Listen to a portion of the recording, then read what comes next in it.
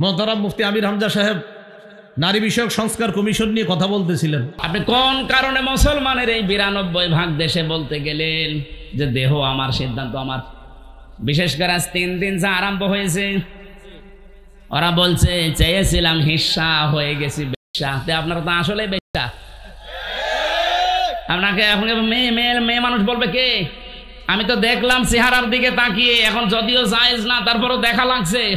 সামনের দিকে তাকিয়ে দেখি 2 জন শুধু বাংলাদেশের, বাকিগুলো সব কলকাতার। আমার এই ছোট্ট বয়সে আমি বেশিরভাগ কাটিয়েছি কলকাতার আসামে, কারণ এই দেশে আল্লাহর ওলিরা আমারে ঢুকতে দিত। এই জন্য আমার ওই 2 প্রদেশ সম্পর্কে খুব ভালো জানা আছে যে ওখানে কে কি করে। আপনি দেখেন মিছিলের সামনে শুধু 2টা বাংলাদেশের মেয়ে, বাকি সবগুলো কলকাতা থেকে ধার করে নিয়ে আসা। এরা ওদের ওইটা চাপিয়ে দেওয়ার জন্য একটা সূক্ষ্ম ষড়যন্ত্র চালাচ্ছে। নিজেদের যেমন সব উলট পালট, আমাদের মেয়েদেরকে ওরা এরকম কিছু করতে চায়। সম্মানিতা মা বোন যারা এদেশে আছেন, ওরা যেভাবে লেগেছে, আমার মনে হয় মুসলিম মহিলা যারা, তারা ওদের বিরুদ্ধে অবস্থান নেওয়া দরকার। যে আমার দেহ আমার সিদ্ধান্ত, মানে দেহ আমার না, সিদ্ধান্ত আমার না। আল্লাহুল খালকু ওয়াল আমরু, দেহ আল্লাহর, সিদ্ধান্ত কার? মোহতারাম মুফতি আমির হামজা সাহেব নারী বিষয়ক সংস্কার কমিশন নিয়ে কথা বলতেছিলেন। ওখানে উনি কয়েকটা পয়েন্ট বলেছে, সময়ের অভাবে সবগুলো বলতে পারে নাই। একটা পয়েন্ট আছে এমন, সেখানে তাদের দাবি হলো সংবিধানের শুরুতে নির্দিষ্ট কোনো ধর্মকে অনুসরণ করা এটা দরকার নাই, এটা প্রয়োজন নাই। মানে সরাসরি বলে না ইসলামের কথা, বলতেছে নির্দিষ্ট কোনো ধর্মের অনুসরণ করা কি দরকার, মানে বিসমিল্লাহ বাদ দেন। এটার দ্বারা সূরা আলী ইমরানের 19 এবং 85 নম্বর আয়াতকে অস্বীকার করা।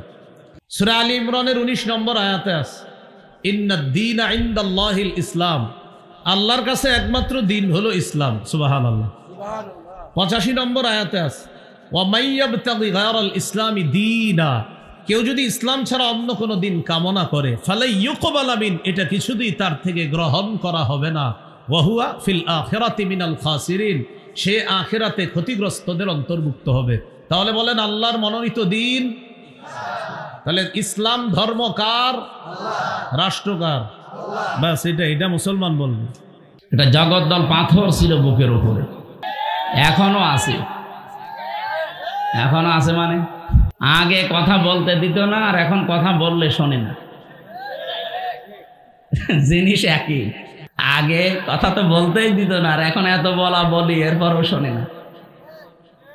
দেশীয় এবং আন্তর্জাতিক যে চক্রান্তগুলো চলছে, বিশেষ করে এই কয়েকদিনে আমি নারী কমিশনের রিপোর্ট 318 পৃষ্ঠা পুরাটা পড়েছি, একেবারে পুরাটা। আমার এই ছোট্ট মাথার ভেতরে দেখলাম 10টা কোরআনের আয়াত তারা ডাইরেক্ট অস্বীকার করেছে। ওস্তাদরা যারা আছে জিজ্ঞাসা করেন, কোরআনের 10টা না, একটা জের জবর পেশ অস্বীকার করলে তার ঈমান থাকবে? এই মানুষগুলো যে লাফায়, আর এদের পেছনে দেখছি কিছু মুসলমানেরা আছে, এদের বিবেক কি, এরা কি বন্ধক দিয়েছে? আজ আলেমরা যে এভাবে রাজপথে নেমে এসেছে রিপোর্ট দেওয়ার কারণে, এমনি না। আপনি আমার পিঠের ওপরে 2টা বাড়ি দেন, আমি হয়তো 2 দিন পরে ভুলে যেতাম, কিন্তু যেখানে হাত দিয়েছেন এ কি ভোলার মতো? আমি একটা একটা করে পড়তে পড়তে আসছিলাম। প্রথমে তারা পারিবারিক জীবনে হাত দিয়েছে, এরপরে দিয়েছে তাদের ব্যক্তিগত যে জীবনটা। এই কি আশ্চর্য কথা বলেন তো। আর এখানে যে দাঁড়িয়ে আছেন, কি এটা কি আর কি মারা জায়গা? এটা ইবাদত চলছে, বসেন। আরে জায়গাটা মনে হয় ভেজা না? যেখানে জায়গা পান ওখানে বসে পড়েন। এখানে দাঁড়িয়ে আছেন কেন? এত মূর্তি ভাঙার পরও যদি দাঁড়িয়ে থাকে, এরে ভাঙি ফেলেন তো আগে। নাকি এ জেলায় ওসব ভাঙা ভাঙি হয়নি? আমার কুষ্টিয়ায় যেটা ছিল শাপলা চত্বরে, শাপলা চত্বর ভেঙে দিয়ে বানিয়েছিল ওইটা। মানে এত কষ্ট হয়েছে ভাঙতে, শেষে বোল্ডোজার লেগেছে। আমরা যাই, এগুলো আর যেন সামনে কেউ তৈরি না করে, সে যাই হোক। মূর্তি যদি কিছু বানাতেই হয়, আপনি আল্লাহর নাম দিয়ে, এই যে বিভিন্ন দেশে আমি যাই দেখে আসি, ওই সমস্ত নিদর্শনগুলো চারিদিকে আল্লাহর নাম দিয়ে গোল চত্বরে লাগিয়ে দেন, মানুষ চলতে ফিরতে যেন একবার হলেও বলে যে আল্লাহু আকবার। আর আপনি টাঙিয়ে রেখেছেন একজন মানুষকে, কেন? মোবাইল তাদের আছে, সাইলেন্ট করে রাখেন। হ্যাঁ, নিস্তব্ধ হয়ে থাকবেন ভাই। এমনিতে এই যে এটাই বসেছি তো, এটা না বসলে বসতেও পারতাম না। আমি মনে করলাম যে এরা আবার কালকের মতো, কালকে ছিলাম সেই পটুয়াখালী রাঙ্গাবালি, ওরা দিয়েছিল এই কাঠের চেয়ার। 3টা বছর আমার রিমান্ডে নিয়ে, বিশেষ করে জেলখানায় ওরা এমন টর্চার করেছে, আমার মাথার চুল থেকে পায়ের তালু পর্যন্ত 1 ইঞ্চি জায়গাও বাকি নেই। এই জন্য আমি বসতেও পারি না, 10 মিনিট পরে আমার ব্যথা হয়ে যায়। আর এমন জায়গায় ওরা টর্চার করেছে যে বউ ছাড়া কারো দেখানো যায়। আমার সাথে 76 জন আলেম আমরা এক জায়গায় ছিলাম, বিশেষ করে মাওলানা মামুনুল হক, মাওলানা শাকাওয়াত হোসেন রাজি, মাওলানা জোনায়েদ আল হাবিব, মাওলানা মনির হোসেন কাশেমি, এরপরে মুফতি নূর হুসাইন নুরানি হাফিজাহুল্লাহ। আল্লাহ রাব্বুল আলামিন আলেমদের মর্যাদা সম্মান দুনিয়া আখিরাতে আরো বাড়িয়ে দিয়েছে। আমি ঋণী খালিদ সাইফুল্লাহ আইয়ুবী, আল্লাহরে বান্দার কাছে আমি ঋণী। ভেতরে তো আসলে কেউ কারো না, এমন একটা জায়গা, ওটা একটা আলাদা জগৎ। আর জালেমরা আমাদের সাথে এমন আচরণ করেছে, 24 ঘন্টা তালা লাগিয়ে রাখতো। এরপরে দিয়ে রেখেছে সিসি ক্যামেরা, বিশেষ করে আমারে আর মামুনুল হকরে। কেউ যেন আমাদের সাথে কথাও না বলে, দেখাও না। ওখানে কেউ যদি একটু তাকায় আমার দিকে, ওনার দিকে, ও একেবারে ডাইরেক্ট খবর হয়ে যায় জায়গা মতো। সে এখন ওর চাকরি নিয়ে টানাটানি, আমার দিকে তাকাবে কি করে ওই দূর থেকে। আর যারা আসে অধিকাংশ পাহারাদারগুলো দেখতাম সব হিন্দু, দেবদুলা, সুব্রত বালা, আশিক কুমার, নয়ন ঘোষ, এত সব আল্লাহর ওলির নাম বলছি। এর কাছে কোনো আলেম সালেম আছে? ওই দূর থেকে যদি বলতাম যে দাদা, সব সময় তালা লাগিয়ে রাখেন, 3 বছর একটা ঘরের ভেতরে, এইদিকে 3.5 হাত, এদিকে 2.5 হাত, আর সামনে আবার পায়খানা দেওয়া, ওর ভেতরে সব 24 ঘন্টা এভাবে দিয়ে রাখেন। একটা বই নিয়ে আসতে পারেন, একটু পড়তাম। ও বই নিয়ে এসেছে বঙ্গবন্ধুর আত্মজীবনী, পড়ে আমি করবো কি? হুজুরের ভেতরে জ্ঞান আছে। পরের সপ্তাহে বললাম যে একটা বই দেন, বই দিয়েছে বঙ্গবন্ধুর ছেলেবেলা। আচ্ছা, আপনি আর বই পান না? পরের সপ্তাহে বই নিয়ে এসেছে বঙ্গবন্ধুর চীন সফর। বললাম আপনার বই দেওয়ার দরকার নেই, কোনো মুসলমান কারারক্ষী আমার ভাগে পড়ে কিনা দেখি। বলল আশরাফুল নামে একজন, ওরে বললাম আপনার এখানে তো নাম লেখা আছে, দেখে অন্তত বোঝা যাচ্ছে আপনার ঈমান আছে। আপনিও ওদের মতোই, কিন্তু আপনার ঈমান আছে। আপনার নাম যেহেতু আশরাফুল, আপনি এটিএম আজহারুল ইসলামের কাছে যাবেন, ওই বিল্ডিংয়ে আছে হিমেলে, বলবেন হামজা বই চেয়েছে, দেখবেন বই কারে বলে উনি দেবে। আল্লাহর বান্দা আমার প্রায় অনেকগুলো বই পাঠিয়েছিল, প্রোডাক্টিভ মুসলিম। এই বইটা আমার মনে হয় প্রত্যেকের পড়া দরকার, একবার জীবন পরিচ্ছন্ন হয়ে যাবে ইনশাআল্লাহ। এরপরে পাঠিয়েছিল তাফসিরে ফি জিলালিল কোরআন, তাফসিরে তাফহিমুল কোরআন, তাফসিরে ইবনে কাসির, তাফসিরে মারিফুল কোরআন, এইগুলো উনি পাঠিয়েছিল। কারণ উনি আছে আজ 13 বছর। আল্লাহর বিভিন্ন বান্দারা গিয়েছে, বিদায় নিয়েছে, ওনার কাছে বই রেখে গিয়েছিল, তাফসির রেখে গিয়েছিল। আল্লামা সাঈদীর যত বই সব ওনার কাছে ছিল। মাওলানা মতিউর রহমান নিজামী রহমতুল্লাহ আলাইহির যত বই, শহীদ আব্দুল কাদের মোল্লার যত বই সব ওনার কাছে দিয়েছিল। এই জন্য আল্লাহর বান্দা বাড়ি ঘর, মানে ঘরটা পুরা লাইব্রেরি, 300-র উপরে প্রায় বই আছে। এই 3টা বছর যেহেতু আলেমদের সাথে ছিলাম, বিশেষ করে শাকাওয়াত হোসেন রাজি সাহেব, ওনার কাছে আমি আরো বেশি ঋণী। আরবি গ্রামারটা আমিও কওমি মাদ্রাসায় পড়া, আমি শর্ট কোর্সে দাওরা করেছিলাম, কিন্তু আমার এই আলিয়া মাদ্রাসায় কামেল করতে যে, অনার্স মাস্টার্স করতে যে, বিশ্ববিদ্যালয়ে এদিকে পিএইচডির এই চিন্তা ভাবনায় যে, এদিকে আমার আর সময় দেওয়া হতো না। আস্তে আস্তে জানা জিনিসও ভুলে যেতাম। কিন্তু 3টা বছর আল্লাহ এমন একটা সময় তৈরি করে দিয়েছিলেন, ফাঁসির কন্ডেম সেলের ভেতরে, আর উনি আর আমি পাশাপাশি রুমে। ওনার কাছে আমি অনেক ঝালাই করে নিয়েছিলাম। আল্লাহর বান্দা রাজি সাহেবকেও আল্লাহ যেন কবুল করেন। বাড়ি মনে হয় কুমিল্লার সন্তান। ফজলুল হক আমিনী রহমতুল্লাহ আলাইহির জামাতাও। সম্মানিত ভাইরা, আমার শরীর এখনো পর্যন্ত স্বাভাবিক হয়নি, কারণ ভেতরে ওরা এমন কিছু করেছে, আমার মাঝে মাঝে এখনো পর্যন্ত এলোমেলো হয়ে যায়। এটা 8-10 দিন ছিলাম আমি ভেতরে, হাসপাতালে। এই সাইটটা ডাক্তাররা বলছে, আমি সিঙ্গাপুরে, মালয়েশিয়া, থাইল্যান্ডে, ইন্দোনেশিয়া অনেকগুলো দেশে ঘুরলাম, যেখানে যেখানে দেখিয়েছি ওরা বলে এই সাইটটা একটু সমস্যা হয়ে এখনও আছে, কিন্তু সময় লাগবে স্বাভাবিক হতে। আপনি রাত জাগবেন না, সর্বোচ্চ রাত 10টা 10:30টায় ঘুমিয়ে পড়বেন, কিন্তু এই মাহফিলের জগতে এসে মানুষ কথা শোনেন। এরা আসলে তোলে রাত 10টা 11টা 12টায়। কালকে 11:30 12টার সময় আমি নেমেছি। একটা কথা হইল, আপনারা এত বলি যে 9টায় তুলে দেবেন, আমি 1 ঘন্টা 10-15 মিনিট কথা বলি, আমারে নামিয়ে দেবেন, আমি যেন 10টা 10:30টায় ঘুমিয়ে পড়তে পারি। যে গরু দিয়ে চাষ করে খাবেন, ও গরুই যদি মরে যায়, আমি তো কিছুদিন বেঁচে থাকি নাকি আমারে মেরে ফেলবেন? আমার রিমান্ডে প্রথম নিয়ে যে টর্চার করেছে আমার জীবনে ভোলার মতো না। এইরকম একটা চেয়ারে বসিয়ে এই হাতের সাথে ক্লিপ লাগিয়ে দিয়েছে। আমার আগে একজনকে নিয়ে গেল, ওরে দিয়ে আমারে দেখাচ্ছিল যে এইভাবে করে কিন্তু আমরা নখ তুলি, এই জন্য এখানে একটা চাপ দিয়েছিল।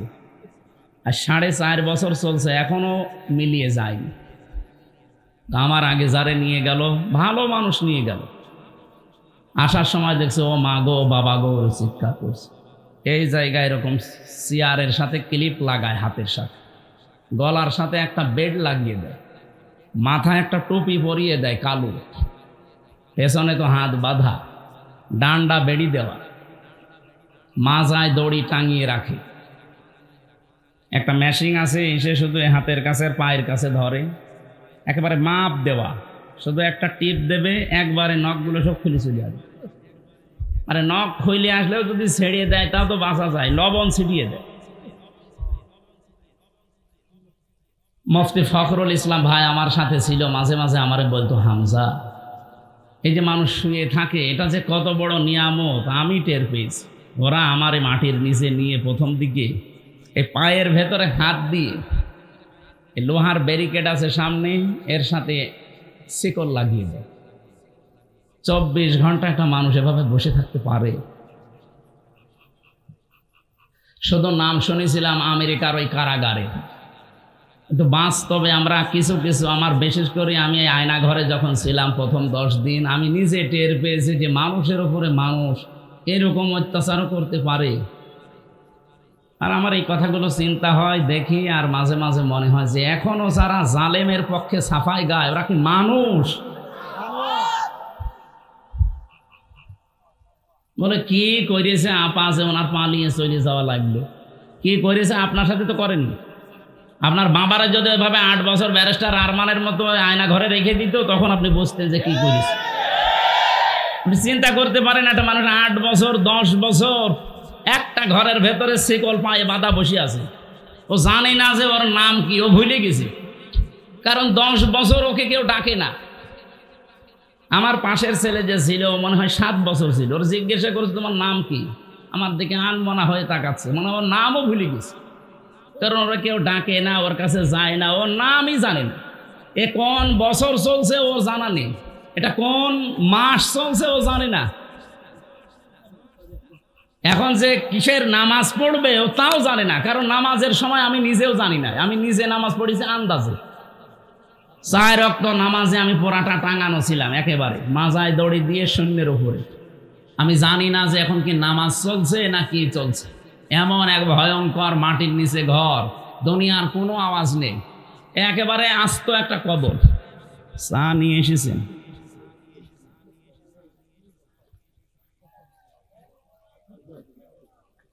এ তো চা না, তো মমতা জাফার মতো ঠান্ডা হয়ে গেছে। যা দিয়েছে তাই ভাই, এখানে আসা যাবে না ভাই, একটু বসেন। এই জন্য শরীরও যেহেতু ভালো না, রাত জাগাও নিষেধ। আমি ওস্তাদের জন্য অপেক্ষা করছিলাম অনেকক্ষণ। আমারে দাওয়াত দেওয়ার সময় বলেছিল রাত 9টা থেকে 10টা, 1 ঘন্টা। আমি সেই আশায় বসেছিলাম, কিন্তু ওনার মনে হয় অনুষ্ঠান ছিল, আসতে দেরি হয়ে গেছে। এই জন্য আমি একটু বেয়াদবি হয়ে গেল। আমি কুষ্টিয়ায় যে ফজর পড়বো, আমার কালকে অনুষ্ঠান আছে, প্রোগ্রাম আছে, এই কারণে আমরা 45 মিনিট মতো একটু কথা বলি আয়াতটা নিয়ে। এরপরে ওস্তাদ আপনাদের সামনে তাফসীর আকারে হাদিস দিয়ে, কোরআন দিয়ে কথা বলবে ইনশাআল্লাহ। আমরা যেহেতু কোরআনে কারিমের কথা শোনার জন্য এসেছি, আর মান ক্বালা বিহি সাদাকা, যারা কোরআন দিয়ে কথা বলে এরা সত্য কথা বলে, এই কথাটা পুরা ঠিক না। যারা বললেন ঠিক, আপনাদের দ্বারা ঠিক হয়নি। আলেমরা যদি বলতো ঠিক, এটা আমি মেনে নিতাম। আমার তাহেরি ভাই কোরআন দিয়েই তো বলে, কিন্তু কোরআনের আয়াত পড়ার পরে এমন জায়গায় চলে যায়, ও জানে আর ফেরেশতা জানে। আমি ব্রাহ্মণবাড়িয়ায় ছিলাম, মানে আমার 2 গ্রাম পরে মাহফিল করেছিল। দেখ আয়াত পড়লো, দেখলাম কুল হু আল্লাহু আহাদ, হে নবী আপনি বলেন আল্লাহ এক, এ পর্যন্ত ঠিক আছে। এরপরে যে কোথায় গেল আল্লাহর বান্দা? তো এই নবী কোন নবী? এ ফাতেমার বাবা। ফাতেমাকে হোসাইনের মা, হোসাইনকে কারবালায় শহীদ হয়েছিল। এবার আপনাদেরকে আমি 2 ঘন্টা কারবালার কাহিনী শোনাবো। আয়াত পড়েছে কি? কুল হু আল্লাহু আহাদ, আল্লাহর একাত্মবাদের। আর তাফসির হচ্ছে কি? এই যে কোরআন দিয়ে কথা বললেই সত্য কথা বলে, কথা ঠিক আছে, কিন্তু কথা কোরআনের উপরে থাকা লাগবে। আপনি যদি কোরআনের আয়াত পড়ে চলে যান এখান থেকে দিল্লি, হবে? বলেন, এই দেশে তো এইটা বেশি হয়। আমি বাইরের যতগুলো দেশ ভ্রমণ করেছি জেল থেকে বেরিয়ে, এর আগে আমি যেহেতু আকিস গ্রুপে ছিলাম, ওরা বহু দেশে আমারে নিয়েছে। ওদের তো প্রায় 75টার উপরে দেশে ব্যবসায় চলে। আমি যতগুলো দেশে গেলাম, বাংলাদেশ, ভারত, পাকিস্তান, এই 3টা দেশের সমস্যা বেশি। মান ক্বালা বিহি সাদাকা, হাদিসটা 100% সত্য। কোরআন দিয়ে কথা বললে তারা সত্য কথা বলে, কিন্তু কোরআন দিয়ে কথা তো হয় না। আবার যারা শোনে তারাও তো যোগ্যতা সম্পন্ন হওয়া লাগবে যে আসলে কি এটা কোরআনেরই কথা কিনা। এই জন্য আমরা যেহেতু কোরআন দিয়ে কথা বলতে চাই, যারা আলেম আছে অন্তত তারা যেহেতু বুঝতেছেন, আপনারা অন্তত সায় দেবেন। আমি যদি সঠিক আয়াতে কথাগুলো তুলে ধরতে পারি, আপনি মেনে নেওয়ার মতো মন তৈরি করবেন ইনশাআল্লাহ। আমার ভাইরা, যে আয়াত দিয়ে আমি আলেমদের সম্মান কামনা করেছিলাম, সূরা আলাম নাশরাহ লাকা সাদরাক, এই সূরার 4 নম্বর আয়াতটা, এর পরের 2টা আয়াত একটু আশার সঞ্চার করার জন্য আমি একটু উচ্চারণ করছি। ফা ইন্না মাআল উসরি ইসরা, ইন্না মাআল উসরি ইসরা। একটু খেয়াল করে শোনেন, কোরআনের কথা যত গভীরভাবে শুনবেন আপনি তত মজা পাবেন। আমি আয়াতটা পড়ার পরে চিন্তা করেছিলাম যে উসরুন, এখানে উসরুনের আগে আল্লাহ আলিফ লাম দিয়েছেন, কিন্তু ইসরার আগে আলিফ লাম দেয়নি। এটা প্রথমটা মারেফা করে দিলেন, পরেরটা নাকেরা। এর আগে যেহেতু মা শব্দটা আছে, এর আগে ইন্না আছে, আল্লাহ গ্যারান্টি দিচ্ছেন অবশ্যই কষ্টের সাথে, কষ্টের সঙ্গে সুখ। কিন্তু এখানে চিন্তা ভাবনার বিষয় হচ্ছে, কষ্ট বলার সময় আল্লাহ পাক নির্দিষ্ট করে দিলেন একটা কষ্ট, কিন্তু সুখের বেলায় আর আল্লাহ নির্দিষ্ট করেননি, ওটা অনির্দিষ্ট। তাফসিরে ফি জিলালিল কোরআনে আয়াতের ব্যাখ্যায় টিকায় লেখা আছে, সাইয়্যিদ কুতুব রহমাতুল্লাহ আলাইহি তিনি জানাতে চেয়েছেন, পৃথিবীর মানুষেরা, দুনিয়ায় কোনো মানুষ যদি একটা কষ্ট সহ্য করে 3টা কারণে, কয়টা? এদিকে তাকান।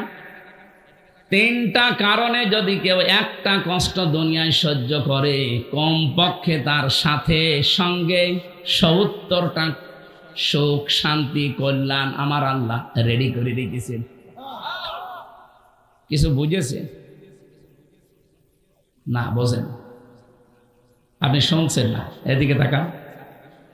আপনি যদি কষ্ট সহ্য করেন দুনিয়াতে একটা, কিন্তু কারণ কয়টা? 3টা। যে কোনো কারণেই কষ্ট পেলে হবে না। কত মানুষ তো প্রেমে ছাকা খেয়েও কষ্ট পায়, নাকি এ জেলায় এসব নেই? কত মানুষ দেবদাস হয়ে যায়,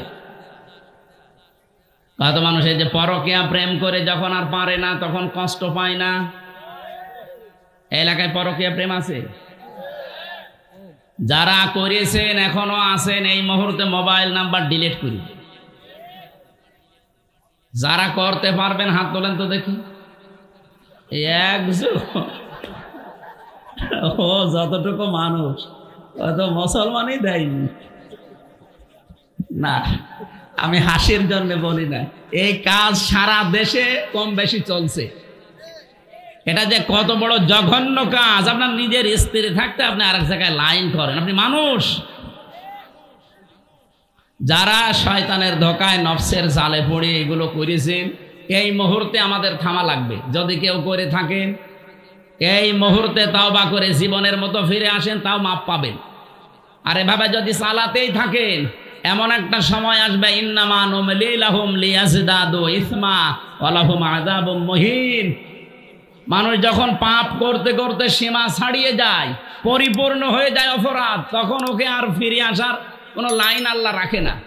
ওর জন্য তখন অপমানজনক শাস্তি আল্লাহ রেডি করে রাখে। আমি সহ এখানে যারা আছি, কেউ যদি এই গোনায় থেকে থাকি, এই মুহূর্তে আল্লাহর দিকে তাকিয়ে তওবা করছি, পারবেন না ইনশাআল্লাহ? এই অবৈধ কাজে সুখ আছে, শান্তি আছে, কিন্তু একটা অবৈধ সুখ যদি দুনিয়ায় কেউ ভোগ করে, একটা কষ্ট পেলে যেমন ৭০টা শান্তি আছে, ওর সাথে সাথে একটা সুখ যদি কেউ দুনিয়ায় ভোগ করে আর সুখটা যদি হয় অবৈধ, অবশ্যই তার সঙ্গে সঙ্গে সাথে সাথে ৭০টা দুঃখ তাকে ভোগ করা লাগবে। পরকীয়া প্রেমে যে শান্তি আছে, সুখ আছে, এটা কি বৈধ সুখ না অবৈধ? বলেন বলেন। এই অবৈধ সুখ যদি কেউ দুনিয়ায় পান, হ্যাঁ আপনার আনন্দ লাগবে, সুখ লাগবে, একটা সুখের কারণে ৭০টা অশান্তি দুনিয়ায় ভোগ করা লাগবে। এটা আমরা চাই? বলেন। আল্লাহ আমাদের হেফাজত করুন, বলেন আমিন। আমি বলছিলাম, কোনো মানুষ যদি ৩টা কারণে কষ্ট পায়, একটা, আপনার কষ্ট যদি হয় দুনিয়াতে আল্লাহর জন্যে, আপনার কষ্ট যদি হয় দুনিয়ায় রাসূলুল্লাহর জন্যে, ৩ নম্বরে আপনার কষ্ট যদি হয় মানবতার জন্যে। এই 3টা কারণে যদি দুনিয়ায় কেউ কষ্ট পায়, মাস্ট বি, অবশ্যই, এজন্য আল্লাহ ইন্না দিয়েছেন, তার সাথে সাথে সঙ্গে সঙ্গে ৭০টা করে শান্তি আল্লাহ রেখে দিয়েছেন। এই জন্য এই পৃথিবীতে বসবাস অবস্থায় আমরা যারা এই 3 কারণে কষ্ট পেয়েছি, এখনো পাচ্ছি, কোনো আফসোস নেই, কোনো চিন্তা করবেন না। মাস্ট বি, এই পৃথিবীতে বিজয় আমাদের হবেই, শান্তি আসবেই, কল্যাণ আমরা পাবই, পাবো না শেষে হর্ষাই আছে। এই যে শেষে হর্ষাই আছে, এটা কোথায় আছে? সূরা বাকারা 139 নম্বর আয়াত, সূরা আলে ইমরান 139 নম্বর আয়াতে আছে, ওয়ালা তাহিনু ওয়ালা তাহজানু ওয়া আনতুমুল আ'লাউনা।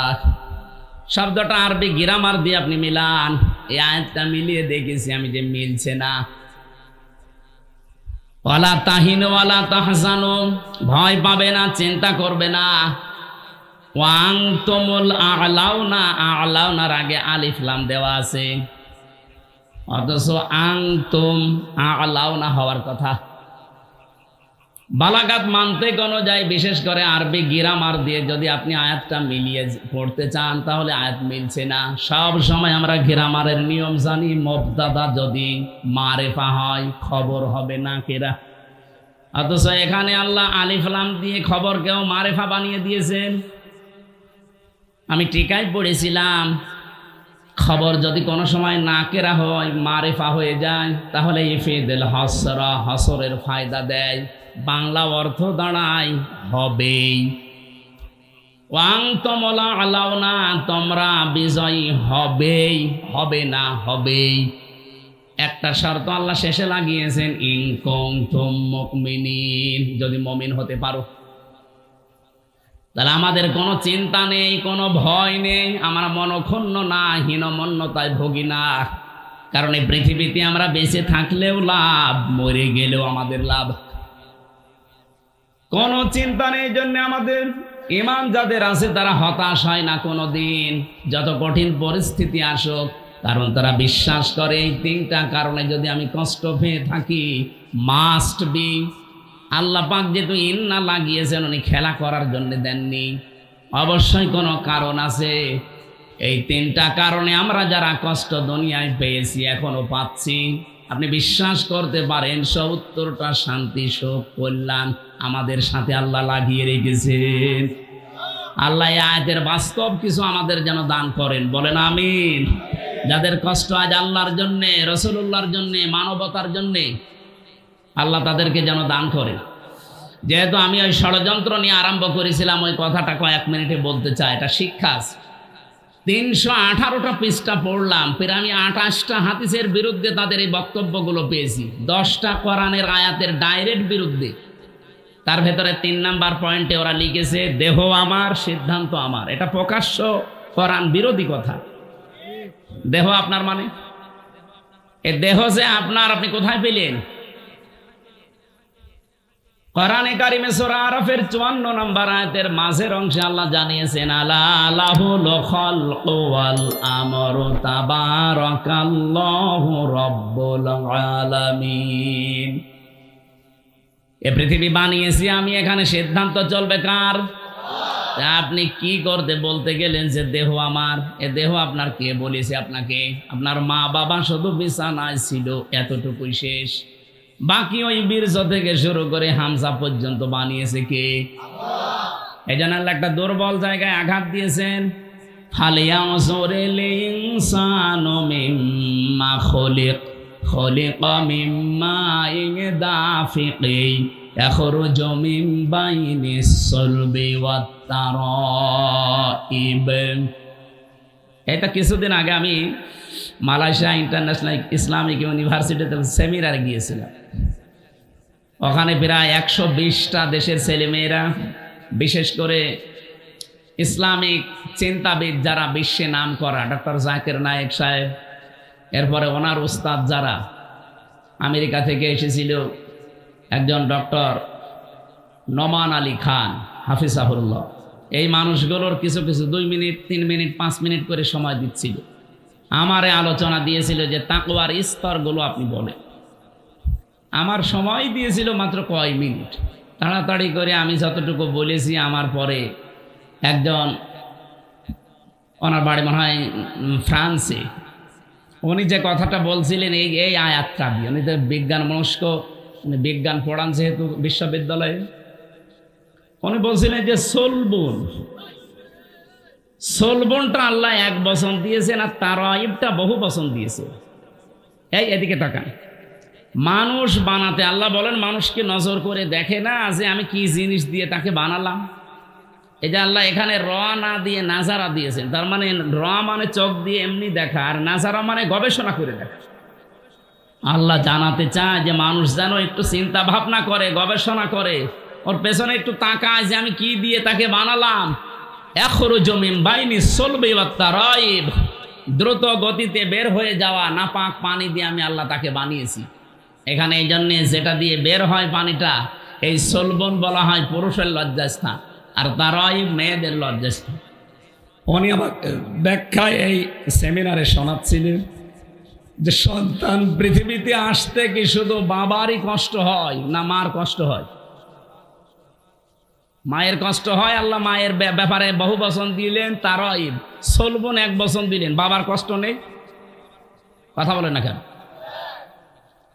ব্যাখ্যা করতে গিয়ে তিনি বলছিলেন পৃথিবীতে বাবার কষ্ট আছে, কিন্তু মায়ের চাইতে কমপক্ষে 3 ভাগের 1 ভাগ। বাবার কষ্টটা শুধু বিছানায় ছিল এইটা, আর মায়ের কষ্ট কমপক্ষে 10 মাস 10 দিন, এর নিম্নে 6 মাস। 6 মাস থেকে 10 মাস 10 দিন ছাড়া কোনো মানুষ সন্তান দুনিয়া আসতে পারে না। এখান থেকে একটা মাসলা বের হয়, কোনো মানুষ যদি 6 মাসের আগে দুনিয়ায় আসে, ওটা বৈধ সন্তান না, ওটা অবৈধ। আপনি বিজ্ঞানের যে তথ্যগুলো এখন আছে কোরআন থেকে নেওয়া, আপনি মিলান। সুম্মা খালাকনান নুতফাতা আলাকাতান ফাখালাকনাল আলাকাতা মুদগাতান, এই আয়াতের ব্যাখ্যা করেন। কমপক্ষে 6 মাস একটা মানুষ তৈরি হতে লাগবেই। তার মানে বিয়ের পর থেকে 6 মাসের আগে যদি কেউ আসে, সে কি বৈধ না জারজ? বলেন বলেন। এই পৃথিবীতে সবচাইতে বেশি জারজ সন্তান তৈরি হয় ফ্রান্সে, কারণ তারা বিয়ের আগেই বেশি সন্তান হয়। সূরা কলমের 13 নম্বর আয়াতের ব্যাখ্যায় পড়েছিলাম, উতুল্লিম বাদা যালিকা জানিম। হে নবী, যারা আমার কোরআনের বিরুদ্ধে ডাইরেক্ট ইনডাইরেক্ট আছে, আপনি দেখবেন এগুলোর জন্ম ঠিক নেই, এগুলো যার সন্তান বদ মেজাজি। এখানে প্রায় 13টা কারণ আমরা পেয়েছিলাম যে যার সন্তান যারা, তারা 13টা কাজ করে বেশি।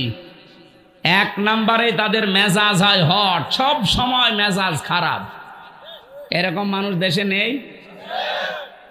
আপনি কি যারোর সন্তান যে আপনার কিছু হলেই মেজাজ খারাপ হয়ে যায়? আমি নিচে নামলাম না, নিজের জন্ম খারাপ করবেন না, শান্ত শিষ্ট হওয়া লাগবে।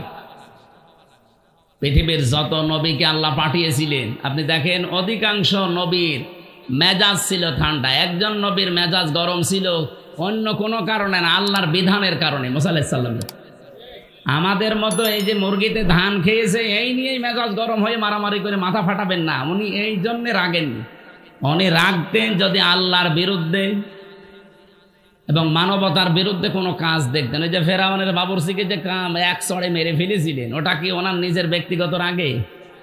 আল্লাহর বিরুদ্ধে মানবতার বিরুদ্ধে কাজ করছিলেন, এমন থাপ্পড় দিয়েছে সংশোধনের জন্য, ও বেটা মরিয়েই গেছে। তা আমার ওইদিকে উদ্দেশ্য না, আমি অতগুলো পয়েন্ট বলতে গেলে সময় চলে যাচ্ছে। আমি বলতে চাই যেটা এখান থেকে, সন্তান যারা বৈধ সন্তান বিয়ের 6 মাস পরে হওয়া লাগবে। বিয়ের 6 মাস আগেই যদি হয়, ওদের যে সমস্ত কাজ কারবারগুলো এখন আমরা অনেকের জীবনে এই বাংলাদেশে দেখতে পাচ্ছি। আমি ইঙ্গিত দিলাম, আপনি হয়তো ধরে ফেলেছেন যে বিজ্ঞান এখানে প্রমাণ করছে একটা মানুষ দুনিয়ায় আসতে হলে কমপক্ষে 6 মাস সময় লাগবেই, আর ঊর্ধ্বে সময় লাগবে 10 মাস 10 দিন। এই বাবার বীর্যটা নিয়ে আল্লাহ কেন সলবন দিলেন, আর মায়ের কাছে আল্লাহ তার বহু বচন দিলেন কেন? বাবা তো কষ্ট পেয়েছে একটা, মায়ের কষ্টের দিকে তাকান। কমপক্ষে 10 মাস 10 দিন এই কষ্টটা দুনিয়ার কোনো বাবা আজ পর্যন্ত টের পায়নি, পেয়েছে? এই জন্যে মায়ের সম্মান আল্লাহ বাড়িয়েছেন একদম। দ্বিতীয় নম্বরে ডেলিভারির যে কষ্ট, বিজ্ঞান এখন কষ্ট মাপার পরিমাপ করার যন্ত্র আবিষ্কার করেছে। কষ্ট পেলে মাপতে হয়। পৃথিবীতে যদি সর্বোচ্চ পুরুষ মানুষ 45 ইউনিট কষ্ট পায় মরে যাবে, কিন্তু একটা মা দুনিয়ায় সন্তানের মুখ দেখাতে কমপক্ষে কষ্ট স্বীকার করে 57 ইউনিট। কয়েকদিন আগে আপনারা দেখেছেন পলাশ সাহা, একজন এসপি মারা গেছে, তার স্ত্রী আর মায়ের ভেতরে এই 2 জনের মন সে মানাতে পারেনি, শেষ পর্যন্ত মরেই গেল নিজের অস্ত্র নিজে দিয়ে। আমি এখান থেকে একটা জিনিস মা বোনদেরকে বলতে চাই, শাশুড়ি যারা আছেন আপনি একটু ছাড় দিতে পারেন না আপনার বৌমাকে আপনার ছেলের শান্তির জন্যে? আর বৌমা যারা আছেন আপনার মন এত ন্যারো মাইন্ডের কেন? আপনি ব্রড মাইন্ডের মন তৈরি করতে পারেন না?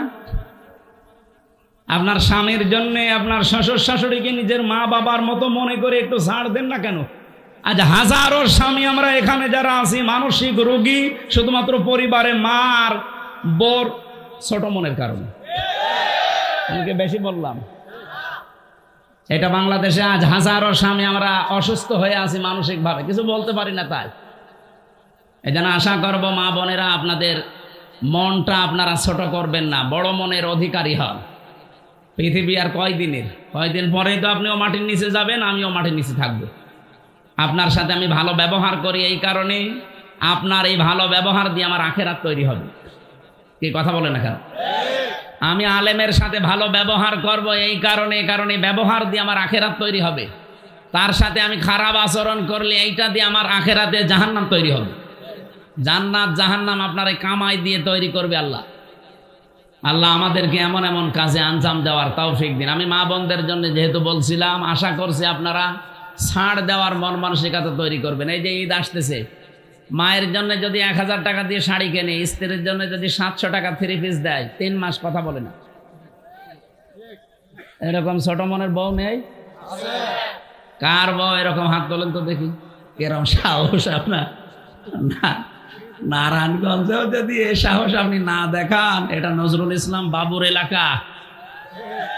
আরে বাবা, আপনারা যদি না পারেন তা আমরা কুষ্টিয়ার মানুষ পারবো? 3 নম্বরে মায়ের কষ্টটা, এই যে দুধ খাওয়ানো, যদিও দায়িত্ব মায়ের না, দুধ খাওয়ানোর দায়িত্ব বাবার। এখন যদি বলেন নতুন কথা বললেন, সূরা বাকারা 233 নম্বর আয়াতের মাঝের অংশে দেখবেন, আল ওয়ালিদাতু ইরদিউনা আওলাদাহুন্না হাওলাইনি কামিলাইনি লিমান আরাদা আইয়ুতিম্মার রাদা। এটা মুযাক্কার শব্দ। আপনি দুধ পান করানোর দায়িত্ব বাবার। বাবার যেহেতু জিনিসপত্র নেই, এই জন্য মা পান করিয়ে দেয়। মা যদি পান না করায় মার গোনা হবে না।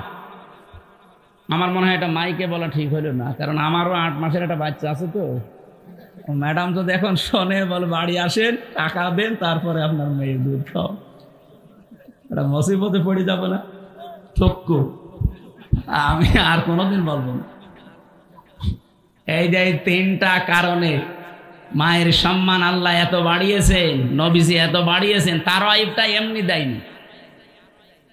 বিজ্ঞান এখন আমি নিজে কম্পিউটারে দেখেছি, বিশ্ববিদ্যালয়ে থাকাকালীন আমার যেহেতু গবেষণায় এ বিষয়ের ওপরে ছিল, আমি দেখেছি বাবার এই বীর্যটা যখন বের হয়, কমপক্ষে 40 কোটি মানুষ তৈরি হওয়ার ক্ষমতা রাখে 1 ফোঁটা বীর্যের ভেতরে। ওখান থেকে মায়ের রেহেম পর্যন্ত আসতে বিভিন্ন জায়গায় ধাক্কা খেয়ে পড়ে যায় অনেকে। শেষ পর্যন্ত মনে করেন আমি হামজা পর্যন্ত গিয়েছি।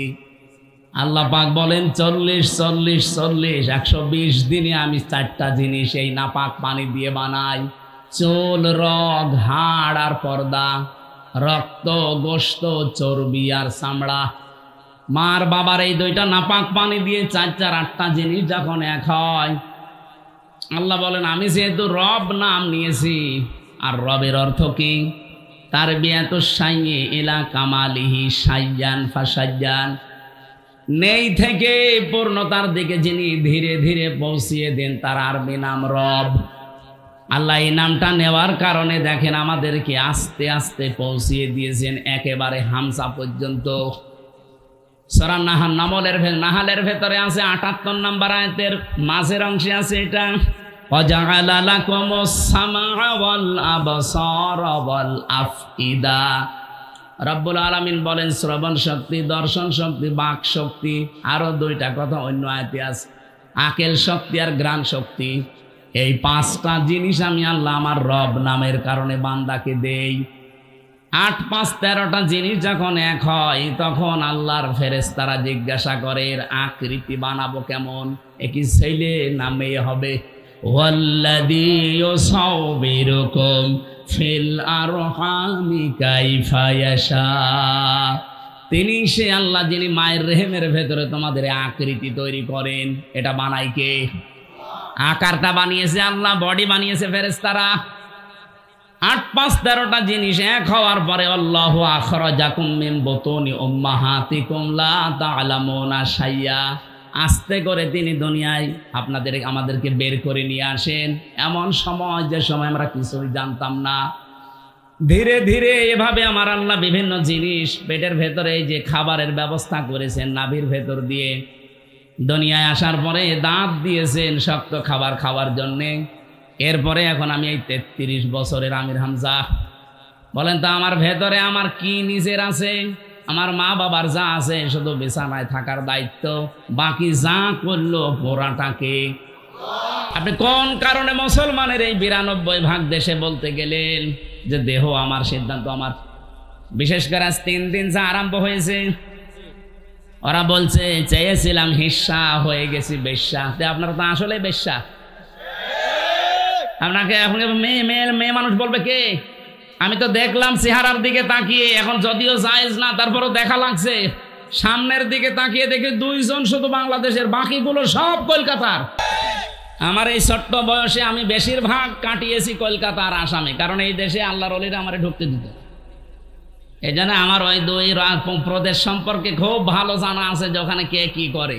আপনি দেখেন মিছিলের সামনে শুধু 2টা বাংলাদেশের মেয়ে, বাকি সবগুলো কলকাতা থেকে ধার করে নিয়ে আসা। এরা ওদের ওইটা চাপিয়ে দেওয়ার জন্য একটা সূক্ষ্ম ষড়যন্ত্র চালাচ্ছে। নিজেদের যেমন সব উলট পালট, আমাদের মেয়েদেরকে ওরা এরকম কিছু করতে চায়। সম্মানিতা মা বোন যারা এদেশে আছেন, ওরা যেভাবে লেগেছে, আমার মনে হয় মুসলিম মহিলা যারা, তারা ওদের বিরুদ্ধে অবস্থান নেওয়া দরকার। যে আমার দেহ আমার সিদ্ধান্ত, মানে দেহ আমার না, সিদ্ধান্ত আমার না। আলাহুল খালকু ওয়াল আমর, দেহ আল্লাহর, সিদ্ধান্ত কার? আমি বিস্তারিত আর তথ্যের দিকে যেতে পারছি না। আমি আয়াত পড়েছিলাম একটা, ওইদিকে যাচ্ছে সময়। আমার মনে হয় 1 ঘন্টা হয়ে গেছে। ওস্তাদ আবার বসে আছে, তো আমার তো আর সময় নেওয়া ঠিক হবে না। ওনার কাছে আপনারা এখন কথা শোনেন না। আমি আগামীতে আবার যদি আশপাশে কোনো জায়গায় আসি, 2টা দাওয়াত নিয়েছি, একটা 2500 আর একটা সোনারগাঁও, ওখানে কথা বলবো ইনশাল্লাহ। আমি নিজে ওনার ভক্ত, যদিও আমার মনে হয় জীবনে আজকেই প্রথম দেখা। আমি বহুবার রাজি সাহেবের কাছে ওনার নাম শুনেছিলাম, মনে মনে ভাবতাম যে নিজে যে ঢাকায় দেখা করে আসবো, সময় পাইনি বলে আসিনি। আজকে যেহেতু দেখা হয়ে গেছে, আমি নিজে কিছুক্ষণ শুনবো আজকে ওস্তাদের কথা। আমার কথা আপনারা আমি ইন্টারনেটে হাজার হাজার দেওয়া শুনতে পারবেন। আমি যে আয়াত পড়েছিলাম সূরা মায়েদার 27 নম্বর আয়াত, ইনশাল্লাহ ব্যাখ্যা করব কোরবানি সংক্রান্ত, আর উস্তাদ পারলে করবে ইনশাল্লাহ। আসসালামু আলাইকুম। এত রাত ঠিক না, 10টা বাজে এখন, 11টা পর্যন্ত 1 ঘন্টা বললেও 11টা হয়ে যাবে। যার জন্য এখানে আসা দিন মোহাম্মদ, সে অসুস্থ, হ্যাঁ দোয়া করছে।